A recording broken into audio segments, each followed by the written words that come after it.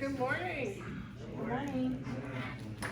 I'm going to start with birthdays. I know I already sent these out through email, but I threw them on here anyway. Just to Kathy Honey, Shirley Werthel, Jim Malay, and Octavia Lewis for April.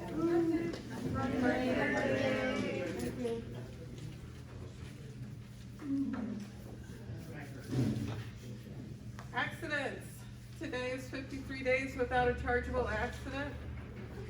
We did have a total of 6 accidents. Sorry, man, I don't know if that's going to be aimed correctly now. I couldn't reach. Total of 6 this year, but only 2 chargeable. How many know what that means? Chargeable.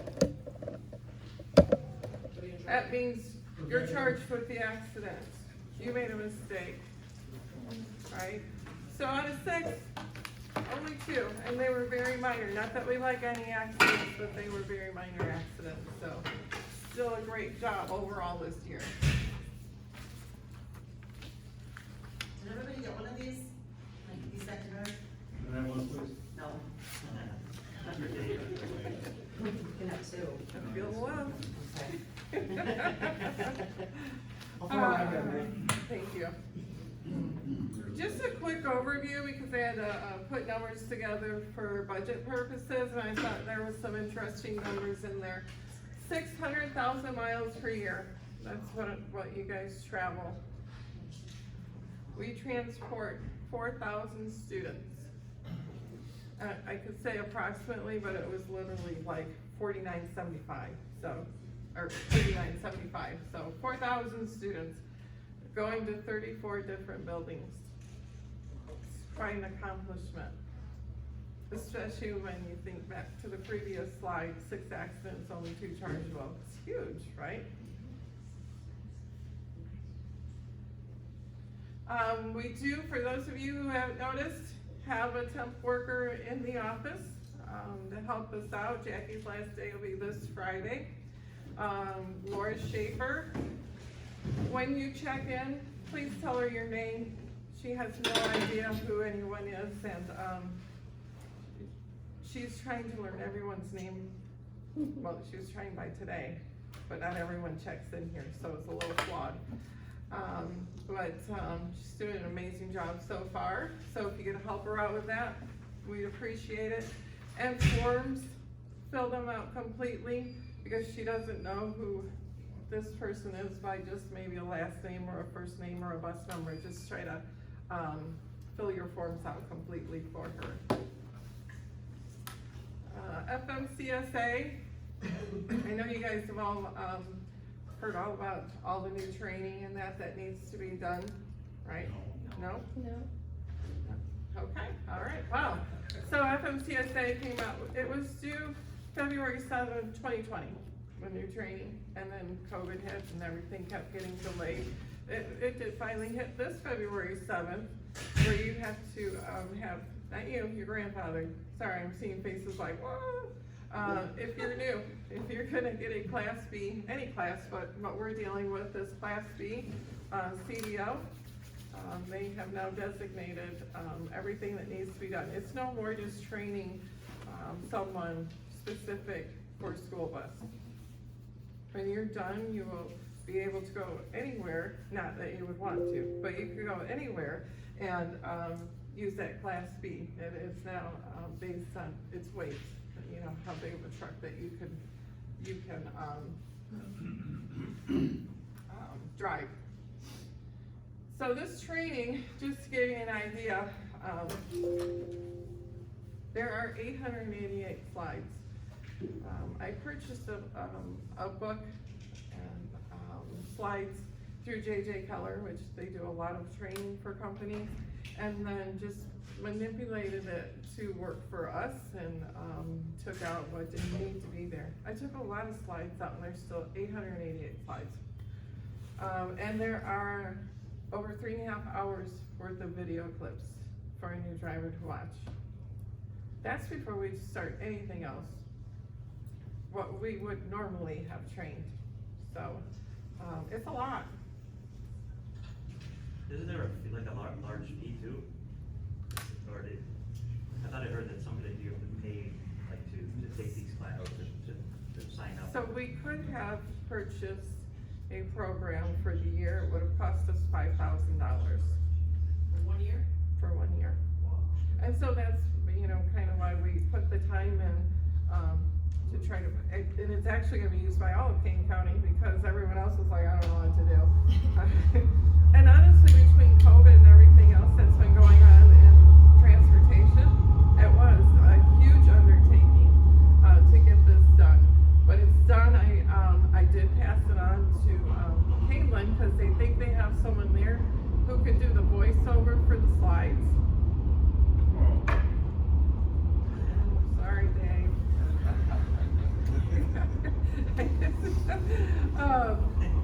I did ask Dave at one point if he was interested, but this poor guy is out there training every day.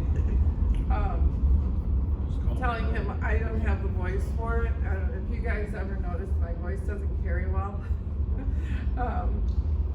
And Matt's very monotone. I'm sorry, I always say that, right? He's very monotone. So we did a lot of work in this office, we kind of had to pass it on for, and that's basically our hope is that we get tablets in here, you can send someone home to go through the slides. It's going to talk to them versus us standing up here. Save us a whole lot of time in here trying to train, and hopefully hit those video clips when they need to. They'll come back the next day, just to give you an idea. We have a test after every section, so they'll come back. If they have questions, they'll let us know, and then we'll take a test, and then we'll send them home again with it. That's the plan right now. Hopefully it works. Okay, review of April important dates. I bring this up just because there's a lot going on Wednesday, which is tomorrow. That sewer work, it changed. I don't know if you saw the new email, they pushed it to Thursday, right? Anyone read the email? No? It's Thursday. Thursday. So they are gonna close James Street between Caneville and Lincoln. And then high school has a 1 o'clock dismissal, that's juniors only, that's the junior testing that they do every year. You're gonna have very light loads if you drive high school on Wednesday. And then Friday, the 15th, this Friday is early dismissal. Geneva's the only one attending. I don't know if you guys remember, we agreed to get paid the week of Thanksgiving for this day because we didn't want to go into more time into the summer. Just keep our end date the same. So if you're not sure, that has gone out. If you're not sure what you're driving, check. That's just because your school is not attending. You know, if you drive to Giant Steps, it doesn't mean you're not helping with Geneva. Wednesday, April 20th, so next Wednesday, more high school testing, but this is for freshman, sophomore only. We'll have a noon dismissal. And then, that should say Wednesday, April 20th, same thing, where it says Friday, should say Wednesday, the 20th. GMS 8th graders, going to the high school, and this is, they do this every year, is to, get a tour of the high school. Their pickup is, those trips are on the board, pick up at 1 o'clock, return at 3:20. Especially those of you who have high school, middle school, you may as well sign up for it because, you know, by the time you get done with your high school route, you go pick these kids up, take them over to the high school, wait for them, take them back, and go to your middle school, instead of just sitting there off the clock. I put this on here though because this time is very specific. They want a 1 o'clock pickup. They do not want these kids back at the very earliest 3:15. So, I know people sitting at the high school, oh my gosh, we gotta get loaded, we gotta go. They don't want to have to, watch these kids for 10 minutes. They really just need to come back, if they have something in school, go get it, and then come back out, get on their PM bus, okay? And then Friday, April 22nd is the Geneva Light Garage Sales. I don't think it was that big of a deal last year, but I put it on there, just a heads up. It'll probably be double this year. I know, just 'cause I said They've been that, right? saving it up, Yep. saving it up for a year. Yeah, seriously, or 2 years, right? 2 years, Mhm. yeah. Oh, man, that would be a good thing to go garage sale. Yeah, right. Can we use Right? Reminders, you no longer need to plug your buses in here at the garage if you were still doing that. And then we will no longer be running all the field trips out of the garage. So if you park over at the middle school, you should be able to take your own bus. If you're not sure, just ask one of us. Sometimes we get a habit of assigning buses, so, if you think it's wrong, just ask us, because Lord knows, there's so much going on in that office right now, that we're trying to keep up with, so don't hesitate to ask. And if you use a dish here at the garage, wash it. We don't have someone that comes in and washes dishes for us, so just take care of your own dish. Slang, this was sent to me in an email, from one of the, associations, and I just thought some of it was kinda interesting. Am I right? I'm sure you guys have heard that one before, that's used a lot. I've probably even heard it here before, it's used so much. It's basically just a mashup of, am I right? Drip, this is a synonym for style, particularly if it's fashionable. Can you guys see? You want me to turn this other light up? Got it?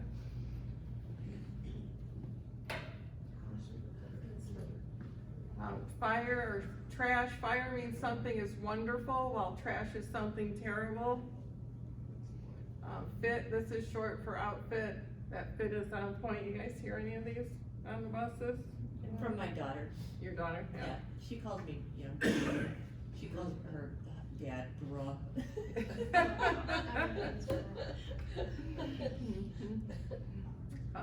Goals, this refers to aspirational envy or when two things or people go together really well. Hits different, this refers to something being significantly better than usual. Her mac and cheese just hits different than usual, and I'm sure they use it for mac and cheese, right? And some of these examples are like, low key, this expresses a feeling while also downplaying it somewhat. He's low key, but I'm going to keep my options open.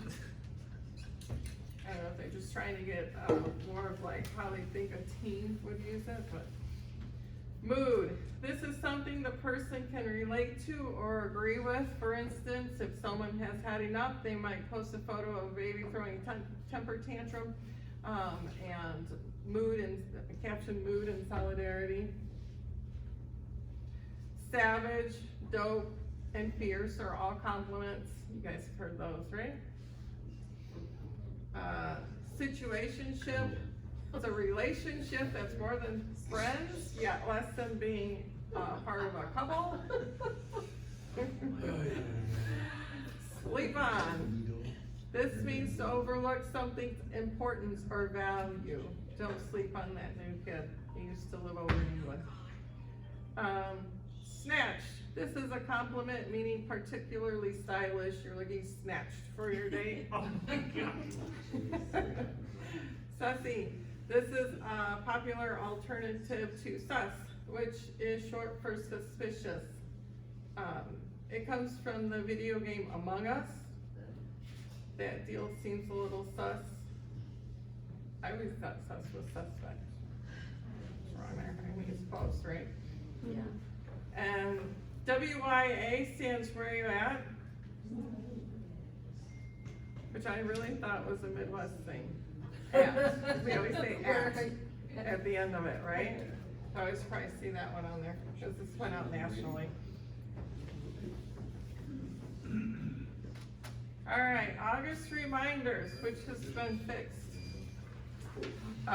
And we also passed that out to you. You got an email yesterday, but just to make sure everyone's on the same page, Monday, August 8th is when all this starts. So plan on being here to review routes, either Monday or Tuesday. And then on Tuesday, you see we have an 8 to 10 hour, 2-hour refresher course, so at that time you won't be able to come in and review routes. Some of you will be here for your 2-hour refresher. So the Kane County Regional Office will no longer do 1 2-hour refresher for us. We just have too many employees now. They don't like any more than 30, 35 tops.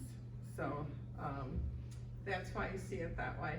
And then Wednesday, I rearranged things. So normally, if you were going to be here on Wednesday, you know, higher on the seniority list when you'll be here, we would have done an 8 to 10 2-hour refresher.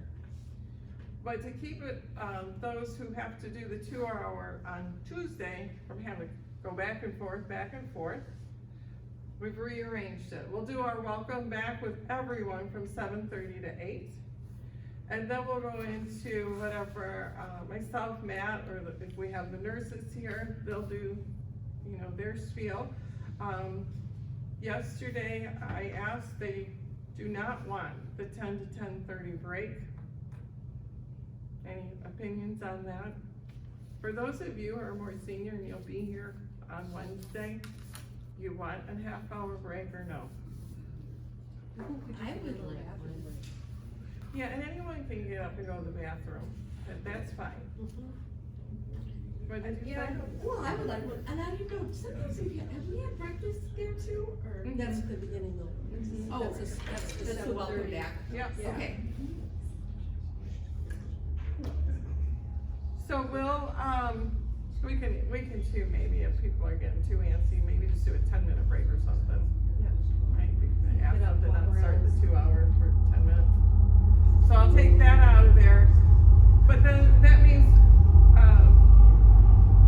the less senior drivers that have to be here on Tuesday for their 2-hour can leave, all right, at 10 o'clock.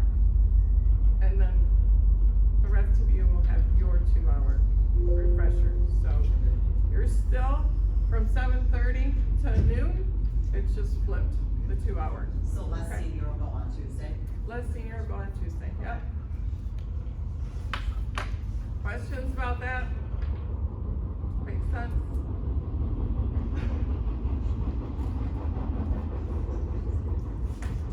All right, so then that Thursday, August 11th is when we'll start bidding routes.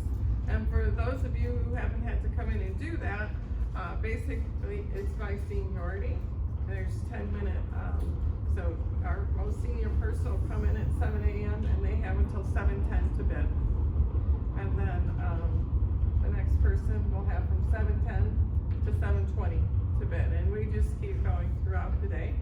But we have what we call a cheat sheet that has all the routes listed on it, their AM and PM clock in, clock out times, and their total times for the day. What schools it'll drive out of. And so as people pick, we'll start marking them off. So those of you who are in the middle, I know it is extremely difficult to bid because there's still a lot left, but you have no idea of knowing what's been picked before you come in. So we did start trying to send this out via email. What do we do, like every hour or something last year? Yeah, not every hour, every 2 hours. So we'll do that again this year just to try to help. So watch your emails when we go, start bidding. Because most senior drivers, they come in, they know what they want. It's usually there. The less senior drivers, it's pretty much this is what's left. You don't have as many to pick from. It's those of you that are in the middle. So watch for those emails. I put Friday, August 12th from 7 to noon. It's an approximate. I haven't put all the drivers in yet as far as what times they'll be here, but that'll be going out as well. I don't know if you guys saw the email from this morning that we need more mentors. People are willing to help out. And we've hired 20 drivers since April of last year. So we've had to, not every single one had to be trained. Most have to be trained. Most have to have their air brakes and endorsement, so we have to go through everything with them. Plus, the two mechanics, we have to get trained. So, that's why that went out. Need more mentors. Monday, August 15th, that's when we come in and everyone runs their AM. And you need to run it on time. That's just our one last check to make sure everything works together. If you pick to be a sub, you will come in as well. We'll give you a route that you can go drive, or that maybe you can help someone who's new. And then Wednesday, August 17th, first day of school. All right. Any questions on any of that? Nothing? All right. Field trips. Well, we all love spring. Matt doesn't, no. So I put some numbers together, hoping this will help for you guys to understand why you have to help with field trips. All right? Because everyone who gets hired here, we make it clear. Field trips are part of the job, right? Nobody gets to sign on, take a job and say, I don't want to do that part of the job, okay? That's why we make it clear. We get, in a normal year, about 2,000 field trip requests. All right? We have 176 days of school, plus about 35 Saturdays, when you're talking school year. That is 211 days, which averages out to almost 10 trips a day, Monday through Saturday. Now I know, we get stacked, we could have 20 on a Saturday. It's just an average for every day. We have 65 drivers. That means an average of 31 trips per driver annually. Now, you could take out of that equation how people want Saturday trips a lot, so, you know, or we could have 20 Saturday trips and nothing on a Wednesday. These are just averages. But that's an average of 1 trip a week for everyone. I mean, you break it down that way, I don't think it's too much to ask. And also you could take out of there, we have 3 o'clock drivers, we have 3:30 drivers and 3:40 drivers who are taking the bulk of those trips. So that brings that number down a little bit as well. You guys have to get on board fall and spring. We just cannot have 20 people, only 20 people taking field trips. Questions on that?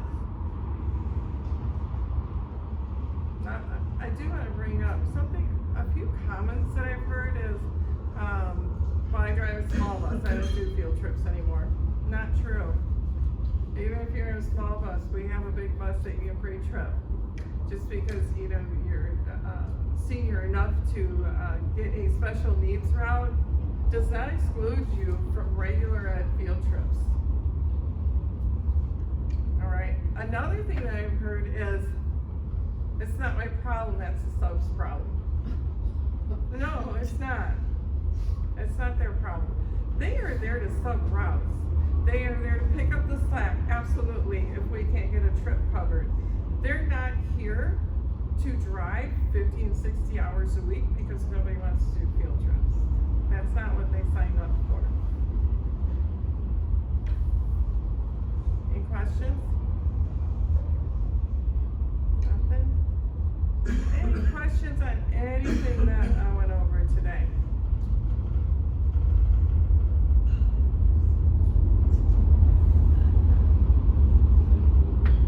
Is this volunteer? I was like, you waving me out of here?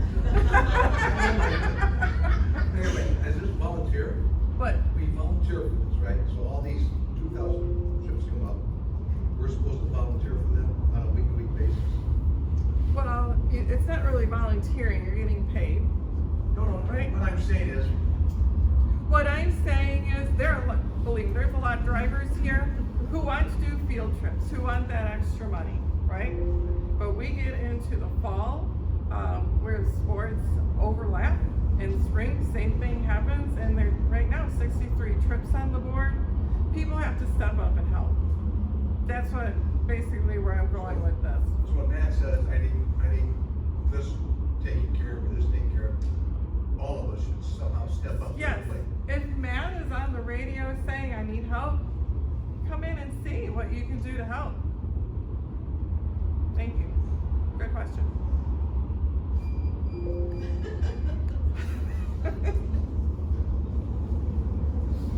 Any other questions? Yeah, just. Kathy? Could you just, so the Tuesday, Wednesday refresher thing, so instead of us being here like 4 hours in the morning on Wednesday, it's just gonna be divided, is that what that's all about then? Yes, so only the, those who are not as senior Yeah. will be going on Tuesday. Yeah. Yep, and like I said, we flipped the 2-hour time on Wednesday so that they could be here for, the welcome back when, typically Dr. Muchler comes, Dr. Law, maybe some board members to welcome everyone back. We wanted them, so for them to come from 7:30 to 8 and leave again, and then come back again at 10 just didn't make sense, so we just flipped it around. Everybody needs to be here Wednesday morning. Yep, everyone 7:30 Wednesday for the welcome back. Yep, until your 2 hours starts at 10. Any other?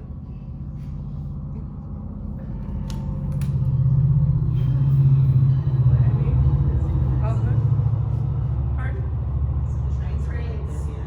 No, nonstop.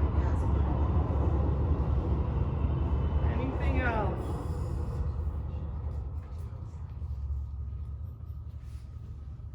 No? All right, I'm gonna turn it over to Matt. Thank you guys. Alright, while I get my stuff set up from the shop, they ask again, please, please, please fill out the work order requests if you have an issue with your bus.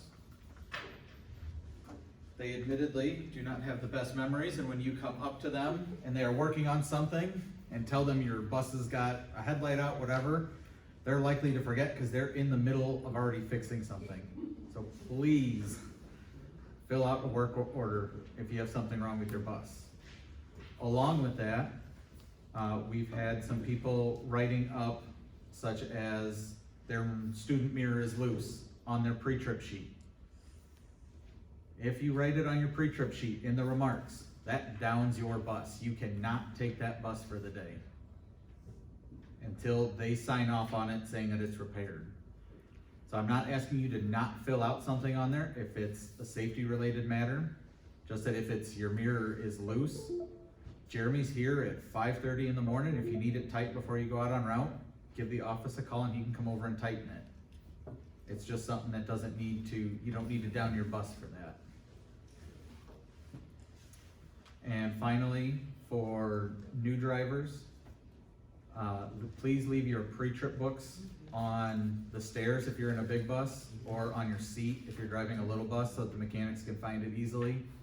They've got a fluid check, 78 buses, and having to go up and try and find your book in every single one of them is gonna take them a lot longer. And then, we talked about it in the last meeting, is summer school routes. Last Friday was the deadline for parents to get their students registered for summer school routes. So this week, they are getting everybody assigned to whatever schools they're going to be using. They have not told me if we're using Geneva again or where we're going. So that information will be coming out within the next week or two as the summer school routes.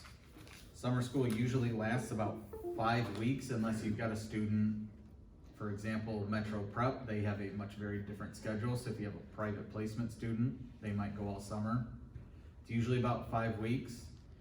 In past years, I have had to twist arms and beg people to cover routes. We took all of our special needs back this year, meaning we are going to have more summer school routes than normal. So I'm asking everybody in advance, if you are available, please sign up for a summer school route when they come available. Hey Matt, can I ask you a question about that? Yeah.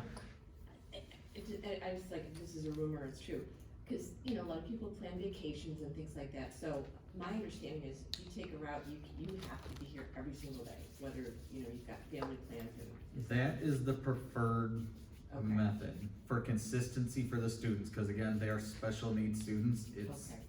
easier for them if they have the same consistent driver, cause it's only 4 to 5 weeks long, summer school. Now, we have in the past, as a very last resort, split routes where one driver did it for like 3 weeks and the other one did it for 2. So if we absolutely have to, but that's a last resort, we would preferably have the same person on it for those weeks. Do you know when those routes are gonna be coming out, so we can look at them? They told me they would have everybody scheduled by the latest of this Friday, which means I will start building them next week. Okay. So I will have an idea sometime between the middle to end of next week as to what routes there are and get them all posted. For those of you who aren't aware of how we do the bidding, it is if you have a student currently that you are driving that attends during the summer, you get put on the list for priority, for consistency of the students. And then we will go from there down in seniority for route coverage. So I will have all that information next week to let you guys know who's going, who's not.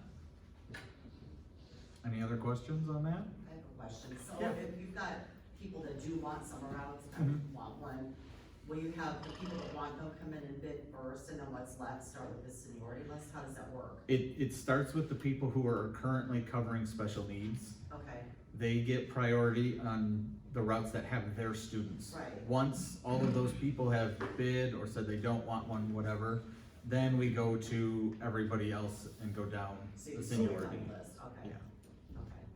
Okay. Josh? I'm wondering how subs like work over the summer.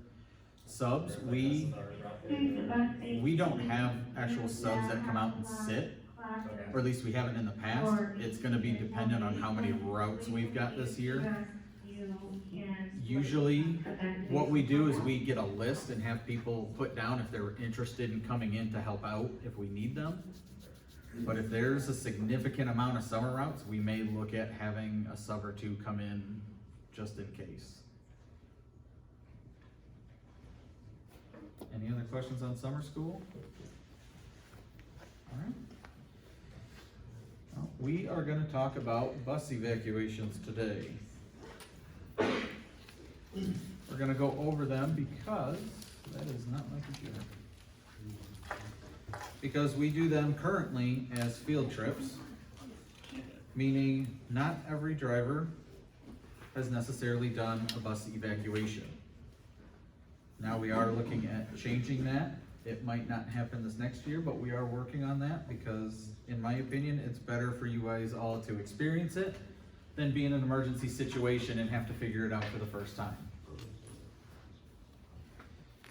So, what are some examples of why you would need to evacuate a bus? Fire on tracks.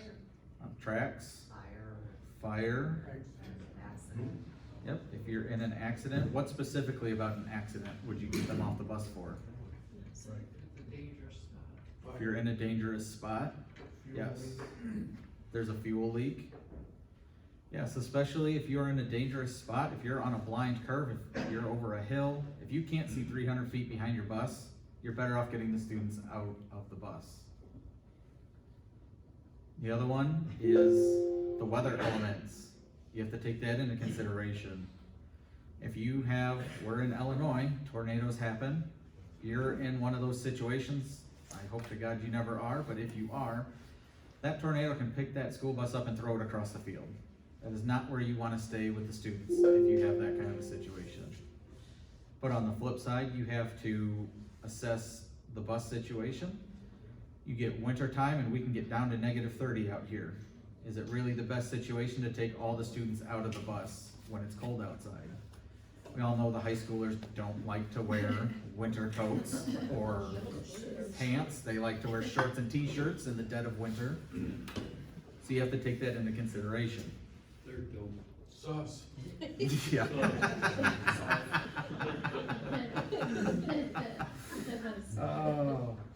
Good examples. So, in an evacuation, what door are you gonna use, or what exit?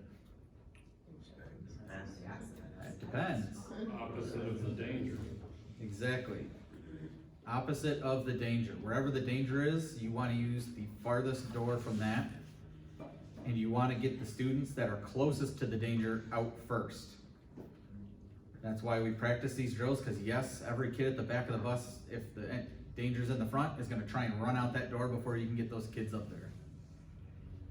That's why we have to go over this with them to explain that whoever is near the danger first has to get out. I know for a child it's probably going to be scary, but we gotta keep them as calm as possible.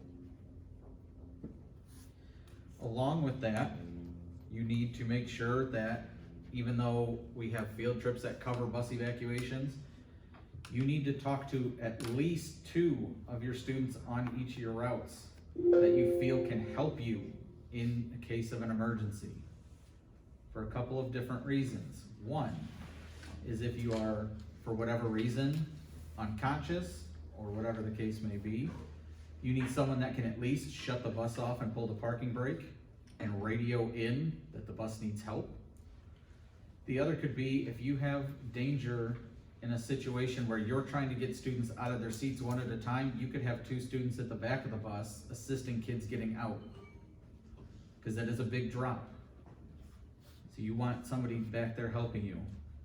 Now I know with elementary that's gonna be a little more difficult, but you need to try and get an older student that is more mature and able to help you out.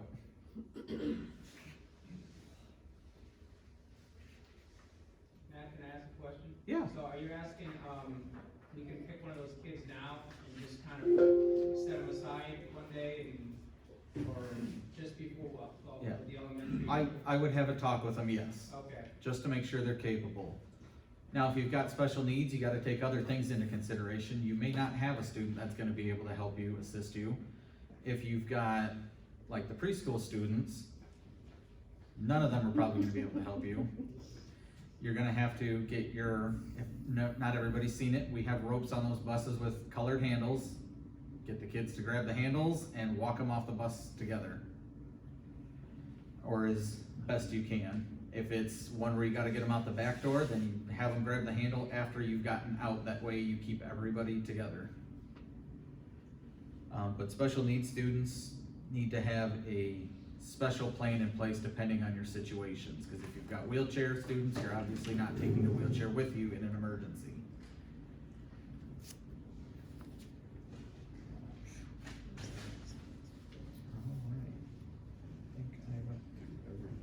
Alright, so now we're gonna watch a video that's more geared towards teaching the students on how to do a bus evacuation, but it's still a very good video that goes over exactly what has to be done. Any questions before I play the video? Is this from 2010? Yeah. This video, it was uploaded in 2010. I don't know exactly when it was made. 68. I don't think it's that old.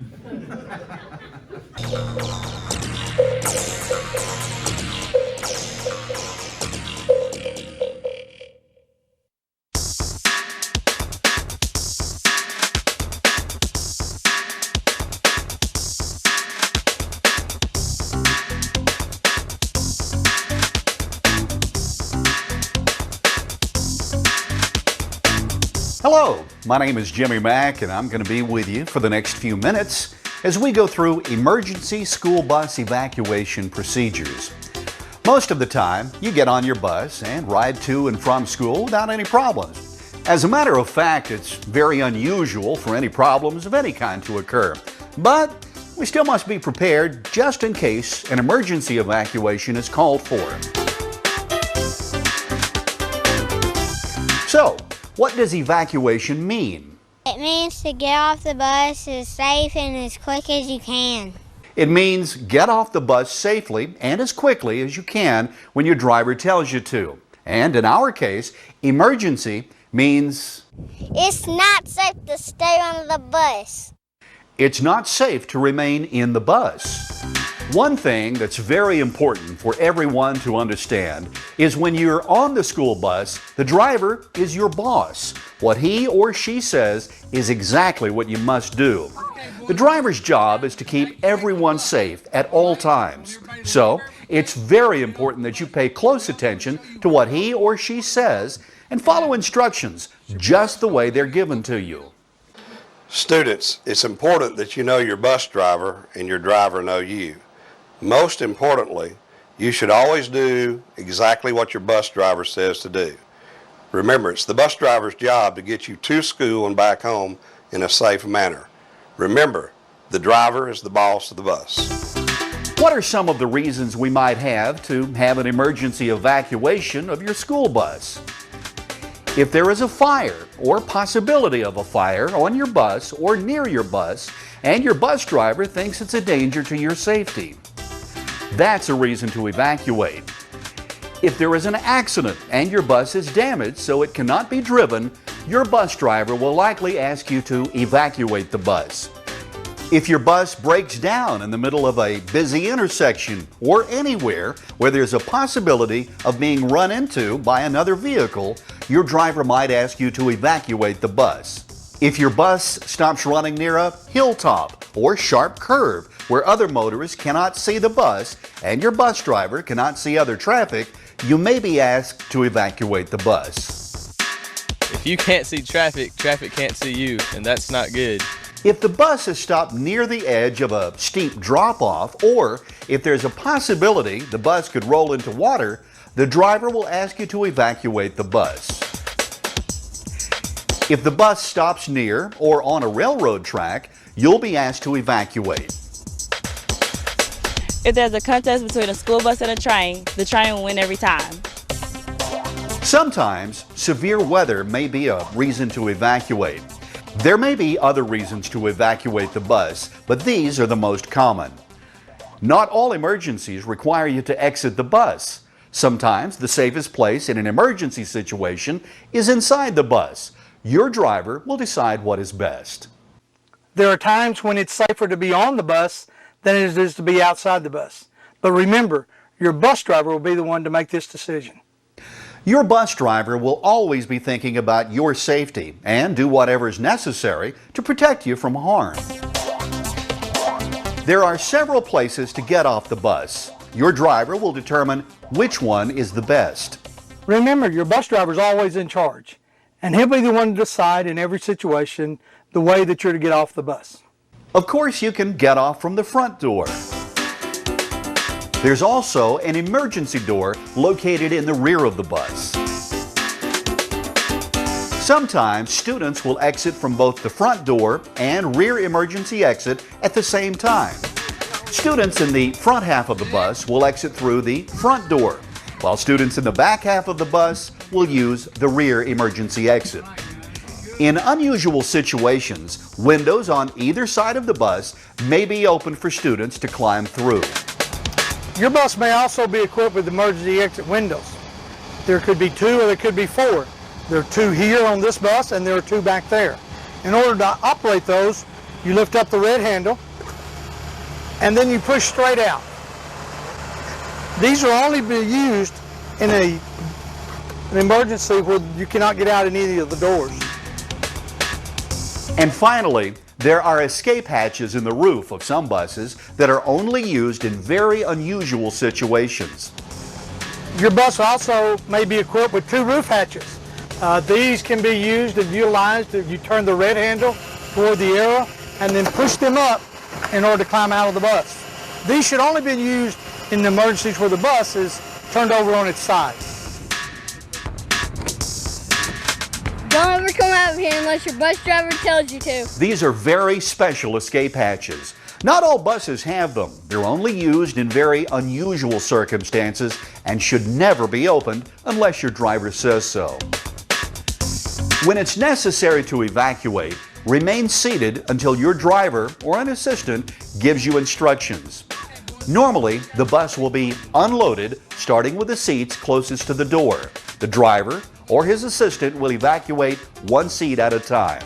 First one side, then the other. This keeps things orderly and safe. If you're exiting from an emergency door, you'll first sit, then let assistants outside the door help you off. Never jump out an emergency door. Whichever exit your driver tells you to use, the important thing is to move quietly and orderly. Do exactly what your driver says. Students, remember, in an emergency situation, you must stay calm, be cool, follow the rules.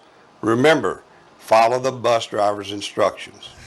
The most important thing is to stay calm and do whatever your driver tells you. You can imagine if everyone tried to get through an exit at one time, people could easily get hurt.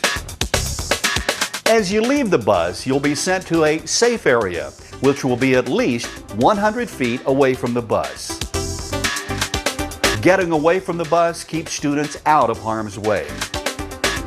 Being prepared for an emergency school bus evacuation is very important. Knowing what to do, when and how to do it can prevent unnecessary accidents.